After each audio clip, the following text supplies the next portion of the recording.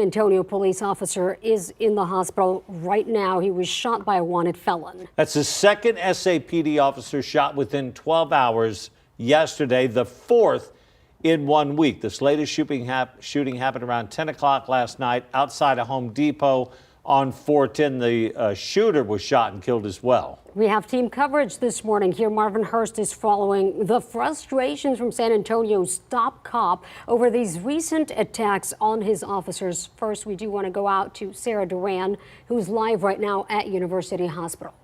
Sarah. Sarah, this is going to be the most important update you're going to need to know this morning. We have learned that officer from last night's shooting is now in stable condition. Last night, Chief William McManus told us he was headed into surgery, but we have learned this morning again that he is now in stable condition. We were able to learn that update from a police sergeant who was here earlier this morning at University Hospital. In fact, that police sergeant was one of at least a dozen police officers who showed up overnight in support of that officer. Right now, though, we know that that officer was injured last night around 10 o'clock last night after detectives followed two suspects yesterday for vehicle burglary. When officers tried to stop those suspects in that Home Depot parking lot, that's when one of the suspects got out and ran, according to the chief. The individual who was driving the vehicle, who happened to be armed at the time, jumped out of the vehicle and ran. We don't know what happened from that point, but we have one officer down. We have the suspect who was shot by an officer and is deceased, and we're trying to figure out exactly what happened, how that went down. And that shooting at the Home Depot happened less than 12 hours after another SAPD officer was shot yesterday, this time by wanted felon Michael Kirkland, who was identified yesterday by the Bexar County District Attorney. Kirkland was killed in a shootout on I-10 near South New Braunfels just before 2:30 yesterday. Chief McManus said that suspect also had a hefty list of dismissed charges, some of those violent. The officer from that shooting is also said to be in stable condition this morning, which is good news, but McManus could not help but express frustration over his officers being attacked. He said it's been a rough week for SAPD, so obviously there is some concern there now that there has been 4 officers injured within the last 7 days. He also made mention of the criminal history between these suspects we have reported on within the last 7 days, and I believe my colleague Marvin Hurst joins us now live in studio to explain those commonalities we're seeing here with these suspects. Marvin, what can you share with us? Yeah, good morning to you, Sarah. For us, this all started about a week ago.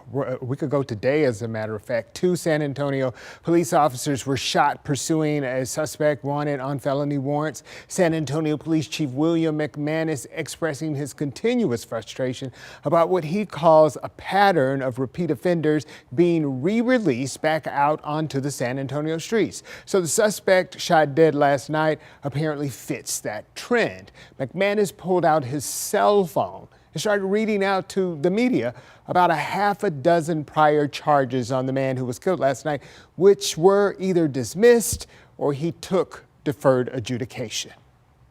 But I just know that this happens in many cases. This isn't an anomaly here. So, and again, I'm not going to get into an argument back and forth with the DA, and I'm not pointing fingers directly at the DA, but this is happening over and over and over again. If you commit a violent crime, you should be in jail. If you are a habitual offender, you need to be in jail. It's a danger to our community when that doesn't happen. Unfortunately, the proof is in the crime scenes. As for the shooting that happened yesterday afternoon, District Attorney Joe Gonzalez says since he's been in office, that suspect, the guy that you just saw there, Michael Kirkland, had 5 cases dismissed. Now, Gonzalez says it's either because the victims or the witnesses would not cooperate with his office or the investigation. Ultimately, he says there just wasn't enough evidence in each case to get a conviction.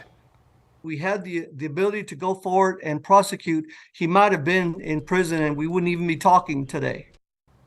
Chief McManus is not the only one who is expressing concerns about these suspects being out on the street.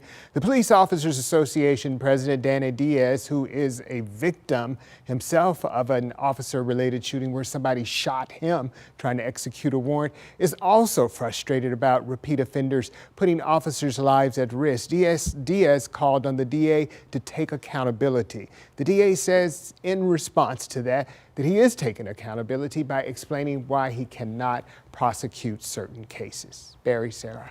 All right. Thank you, Marvin. Good information. Marvin, thank you.